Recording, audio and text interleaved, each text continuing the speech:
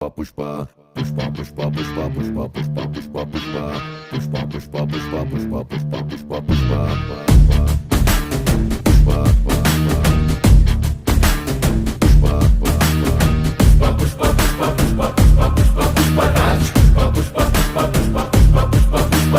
ಗಡ್ಡ ಹಂಗೆ ಸವರುತ್ತಿದ್ರೆ ದೇಶವೇ ಹೆದರಿತ್ತಂತೆ